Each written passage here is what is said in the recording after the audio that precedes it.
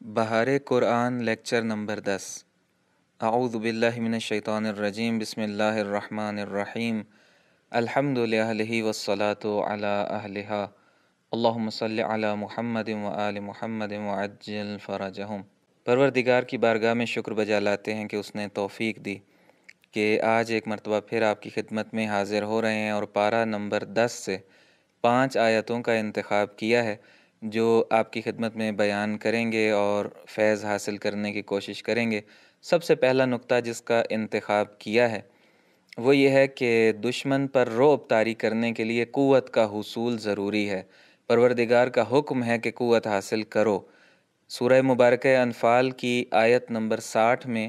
اللہ تعالیٰ کا ارشاد ہوتا ہے، اعوذ باللہ من الشیطان الرجیم، وَأَعِدُّوا لَهُم مَّا اسْتَطَعْتُم مِّن قُوَّةٍ وَمِن رِّبَاطِ الْخَيْلِ تُرْهِبُونَ بِهِ عَدُوَّ اللَّهِ وَعَدُوَّكُمْ، اور تم سب ان کے مقابلے کے لیے امکانی قوت اور گھوڑوں کی صف بندی کا انتظام کرو،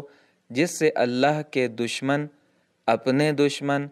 اور ان کے علاوہ جن کو تم نہیں جانتے ہو اور اللہ جانتا ہے، سب کو خوف زدہ کر دو۔ ترہبون بہی، خوف زدہ کر دو، اپنی قوت کی دھاک بٹھا دو ان کے اوپر، اپنا رعب طاری کر دو ان کے اوپر۔ اور کس طرح سے فرمایا کہ وَأَعِدُّوا لَهُم مَّا اسْتَطَعْتُم، کہ تم جتنا تمہارے لیے ممکن ہے قوت کو، من قوت، قوت کو اکٹھا کرو، طاقت کو اکٹھا کرو۔ بس مسلم معاشروں کو چاہیے کہ اس غرض سے کہ کوئی دشمن ان کی طرف میلی آنکھ سے نہ دیکھے، ان کو ہر لحاظ سے طاقتور ہونا ہے، اور یہ قوت ہمہ جانبہ قوت ہے جو علماء کرام بیان فرماتے ہیں کہ اس سے مراد فقط جنگی قوت نہیں ہے، وہ تو ہے اور یقیناً ہے اور ہونی چاہیے۔ اس سے مادی قوت بھی مراد ہے، معنوی قوتیں بھی مراد ہیں، جنگی قوت بھی مراد ہے، علمی اور سائنسی قوتیں بھی مراد ہیں، اخلاقی قوت بھی مراد ہے، ایمانی قوت بھی مراد ہے، اقتصادی قوت بھی مراد ہے۔ بس ہر طرح کی قوت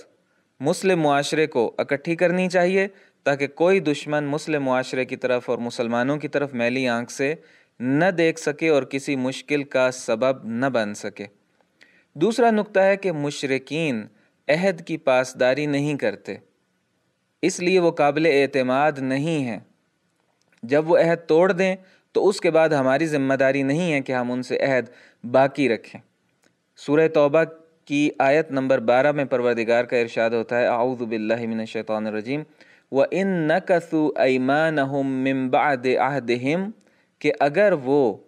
عہد کے بعد اپنی قسموں کو توڑ دیں، وَطَعَنُوا فِي دِينِكُمْ، اور دین میں تانہ زنی کریں، تانے دیں آپ کو، فَقَاتِلُوا أَئِمَّةَ الْكُفْرِ، جو کافروں کے بڑے بڑے سربراہ ہیں کفر کے،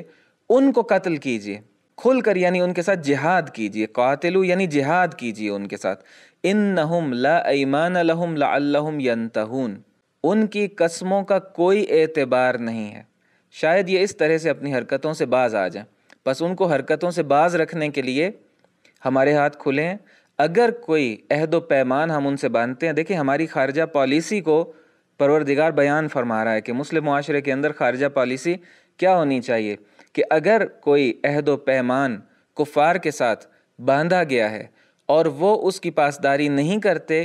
تو پھر ان کے ساتھ جنگ کرنی ہے، ان کے بڑے بڑوں کے ساتھ جنگ کرنی ہے، اور ان کی قسموں کا کوئی اعتبار نہیں ہے، اور اس کے بعد ہمارے ذمے کوئی چیز باقی نہیں ہے کہ ہم اس عہد کو باقی رکھیں، نہیں، اس کے بعد کوئی عہد نہیں ہے ان کے ساتھ۔ تیسرا نقطہ ہے مسجدوں کی آباد کاری سے متعلق، مسجدوں کو آباد رکھنے سے متعلق۔ پروردگار ہم سب کو توفیق عطا فرمائے کہ ہم مسجدوں کو آباد کر سکیں۔ سورہ مبارکہ توبہ کی 18 نمبر آیت میں پروردگار ارشاد فرماتا ہے کہ انما یعمر مساجد اللہ من آمن باللہ والیوم الآخر، مسجدوں کو کون آباد کرتے ہیں، ان کی صفتیں بیان کی جا رہی ہیں کہ اللہ کی مسجدوں کو صرف وہ لوگ آباد کرتے ہیں جن کا ایمان اللہ اور روز آخرت پر ہے، یعنی اللہ کو بھی مانتے ہیں، اللہ پر ایمان ہے، قیامت پر اور روز آخرت پر بھی ایمان ہے، اور جنہوں نے نماز قائم کی ہے، خالی کھڑے نہیں ہوئے منافقوں کی طرح، منافق فقط کھڑے ہوتے ہیں اور بیٹھتے ہیں، اور مومن نماز کو قائم کرتا ہے، جنہوں نے نماز قائم کی ہے، وَأَقَامَ الصَّلَاةَ وَآتَى الزَّكَاةَ، اور انہوں نے زکوٰۃ ادا کی ہے، ولم یخشا الا اللہ، اور سوائے اللہ کے کسی سے نہیں ڈرتے۔ بہادر لوگ مسجدوں کو آباد کرتے ہیں، ڈرپوک لوگوں کا یہ کام ہی نہیں ہے مسجدوں کو آباد کرنا۔ فَعَسَىٰ أُولَٰئِكَ أَن يَكُونُوا مِنَ الْمُهْتَدِينَ، اور یہی وہ لوگ ہیں جو عنقریب ہدایت یافتہ لوگوں میں شمار کیے جائیں گے۔ پس مسجدوں کو آباد کرنا ہماری ذمہ داری ہے۔ البتہ یہ جو موجودہ حالات ہیں ان میں علماء کرام جو ماہرین کے مشوروں کے بعد فیصلہ کریں گے اس کے مطابق ہی ہمیں مسجدوں کو آباد کرنا ہے اور ان ساری چیزوں کا لحاظ رکھنا ہے۔ روایات کی روشنی میں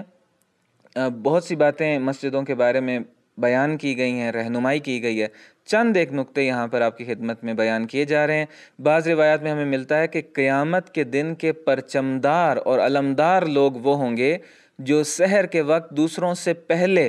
مسجد میں آنے والے ہوں گے۔ وہ مومن قیامت کے دن پرچم ان کے ہاتھوں میں ہوں گے۔ اسی طرح سے ہمیں ملتا ہے روایات میں کہ مسجد میں بیٹھ کر لیے گئے ہر سانس کے بدلے میں بہشت کے ایک درجے میں اضافہ ہوتا ہے۔ اسی طرح سے مسجد میں بیٹھنے والوں پر ملائکہ درود بھیجتے ہیں، اور جو سانس مسجد میں لی جاتی ہے ہر سانس کے بدلے روایت کے مطابق 10 نیکیاں لکھی جاتی ہیں اور 10 برائیاں معاف کی جاتی ہیں۔ اور مسجدوں کو آباد کرنے سے متعلق جو بہت سی باتیں اور رہنمائیاں ہمیں ملتی ہیں ان میں سے بعض یہ ہیں کہ مسجد میں بلند آواز سے بات نہ کی جائے، خرید و فروخت کا کام انجام نہ دیا جائے، بیہودہ اور لغو اور فضول کاموں کو مسجد میں ترک کیا جائے، انجام نہ دیا جائے۔ چوتھا نقطہ آسمانوں زمین میں موجود اللہ کے دکھائی نہ دینے والے لشکروں سے متعلق ہے۔ یہ جو چیزیں آسمان و زمین میں ہیں، چاہے بڑی سے بڑی چیزیں ہوں چاہے چھوٹی سے چھوٹی چیزیں ہوں، یہ سب اللہ کے لشکر ہیں۔ لیکن جو بصیرت نہیں رکھتے، جو ایمان نہیں رکھتے، جو دل کی آنکھیں جن کی بیدار اور بینا نہیں ہیں، ان کو یہ لشکر دکھائی نہیں دیتے، لیکن مومنوں کو یہ لشکر دکھائی دیتے ہیں۔ اور مومن جب اپنے ایمان میں اضافہ کرتا ہے اور ان سب چیزوں پر ایمان رکھتا ہے، اللہ پر بھروسہ اور توکل رکھتا ہے، تو جب وہ کسی مشکل میں گھر جاتا ہے تو پروردگار انہی لشکروں کے ذریعے سے اس کی حمایت اور مدد کرتا ہے۔ اور آپ کی اور ہماری زندگی میں بیسیوں مرتبہ ایسا ہوا ہوگا جس کی طرف ہم شاید متوجہ بھی نہ ہوں کہ کسی مشکل میں پروردگار نے اپنے ان نامرئی اور دکھائی نہ دینے والے لشکروں کی وجہ سے کتنی مشکلات کو حل کیا ہوگا۔ سورہ مبارکہ توبہ کی 40 نمبر آیت میں ارشاد ہوتا ہے فَأَنزَلَ اللَّهُ سَكِينَتَهُ عَلَيْهِ۔ یہ ہجرت کا واقعہ ہے کہ جب غار کے اندر نبی اکرم صلی اللہ علیہ وآلہ وسلم نے پناہ لی حکم خدا سے، تو اس کے بارے میں پروردگار ارشاد فرما رہا ہے کہ پھر خدا نے اپنی طرف سے اپنے پیغمبر پر سکون نازل کر دیا، سکینتہ، سکون نازل کر دیا، اور ان کی تائید ان لشکروں سے کر دی جنہیں تم نہ دیکھ سکے،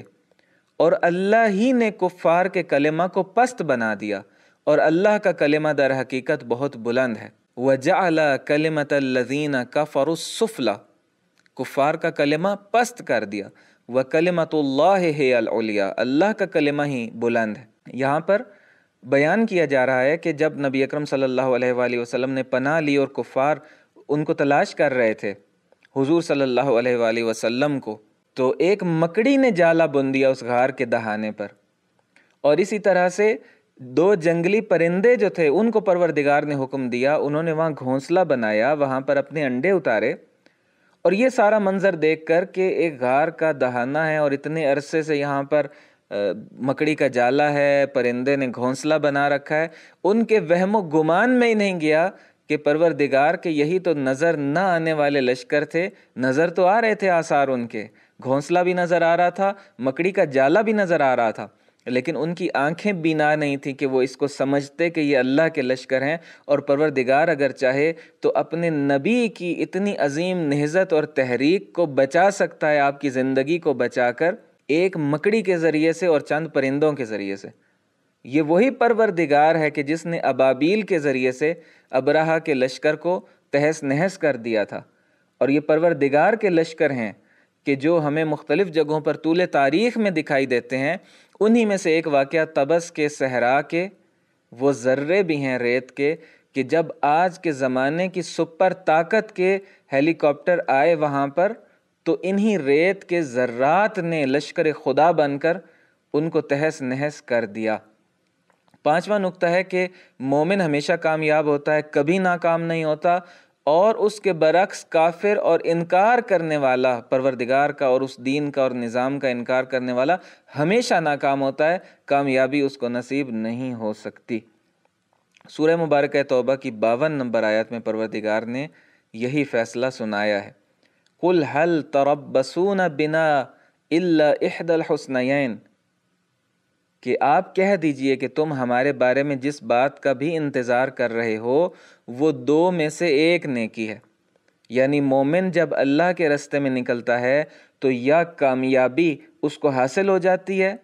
یا وہ شہادت کی منزل تک پہنچ جاتا ہے، اور دونوں نیکیاں ہیں کسی صورت میں بھی، چاہے وہ اس کامیابی تک پہنچ جائے جو ہدف لے کر نکلا تھا، یا چاہے اس ہدف کے راستے میں شہید کر دیا جائے، دونوں ہی اس کے لیے کامیابیاں ہیں، بشرطے کہ وہ ایمان پر ہو اور اللہ کی اطاعت کے زیر سایہ اپنے اقدامات کو انجام دے رہا ہو۔ پس مومن ہمیشہ کامیاب ہے، ہر صورت میں کامیاب ہے، چاہے غازی بن جائے چاہے شہید بن جائے۔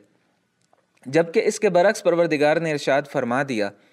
کہ جو دوسرے لوگ ہیں ان کو پروردگار نے عذاب دینا ہی دینا ہے، اگر تو یہاں مومنوں کے ہاتھ لگ گئے تو یہاں پر بھی ان کو جو کچھ ان کے ساتھ ہوگا وہ ان کے ساتھ کریں گے یہ لشکر خدا والے، اور اگر یہاں سے فرض کریں وہ بچ بھی جاتے ہیں تو اللہ کا جو عذاب ہے قیامت کے دن وہ تو کسی طریقے سے ان سے نہیں ٹال سکتا، پس وہ ہمیشہ ناکام ہے اور ناکامی ان کا مقدر ہے۔ 10 ماہ مبارک رمضان ہے اور یوم وفات ام المؤمنین حضرت خدیجہ سلام اللہ علیہا کے حوالے سے تسلیت عرض کرتے ہیں آپ کی خدمت میں۔ یہ عظیم خاتون کہ جنہوں نے دین اسلام کی نصرت کی، اللہ کے رسول صلی اللہ علیہ وآلہ وسلم کی نصرت کی اپنی جان مال آبرو کے ذریعے سے، آپ کی وفات کا دن ہے آج۔ یہ وہ خاتون ہیں کہ جن کا کفن بھی آسمان سے بہشت سے حکم پروردگار سے نازل ہوا تھا۔ ایک روایت یہاں پر تبرکن کہ ان جبرائیل اتن نبی صلی اللہ علیہ وآلہ کے جبریل تشریف لاتے ہیں رسول خدا صلی اللہ علیہ وآلہ وسلم کے پاس، فقال اقرأ خدیجہ من ربها السلام، اور ایک اور روایت میں ہے کہ اقرأ خدیجہ من ربها ومن السلام، کہ اپنی اہلیہ اپنی زوجہ مکرمہ جناب خدیجہ کو ان کے رب کی طرف سے سلام پہنچا دیجیے۔ اللہ کا سلام لے کر حضرت جبرائیل علیہ السلام نازل ہوئے۔ فقال رسول اللہ صلی اللہ علیہ وآلہ یا خدیجہ، رسول خدا صلی اللہ علیہ وآلہ وسلم نے پھر فرمایا کہ اے خدیجہ، ھذا جبرائیل، یہ جبرائیل علیہ السلام ہے، یقرئک من ربک السلام، یہ آپ کے رب کی طرف سے آپ پر سلام لے کر آئے ہیں، آپ کے لیے سلام لے کر آئے ہیں اور سلام کہہ رہے ہیں۔ تو دیکھیے کہ وہ بامعرفت خاتون کہ جب اللہ کی طرف سے ان کو سلام دیا گیا تو ادب دیکھیے کس طریقے سے جواب دیا پروردگار کے سلام کا۔ کہتی ہیں کہ اللہ السلام ومنہ السلام وعلی جبرائیل السلام، کہ اللہ تو خود سلام ہے، ومنہ السلام، اور جتنا بھی سلام اور سلامتی ہے یہ اسی کی طرف سے ہے، وعلی جبرائیل السلام، اور جبرائیل پر بھی سلام ہو۔ پروردگار ہمیں قرآن مجید کو پڑھنے سمجھنے اور اس پر عمل کرنے کی توفیق عطا فرمائے۔ والسلام علیکم ورحمۃ اللہ وبرکاتہ۔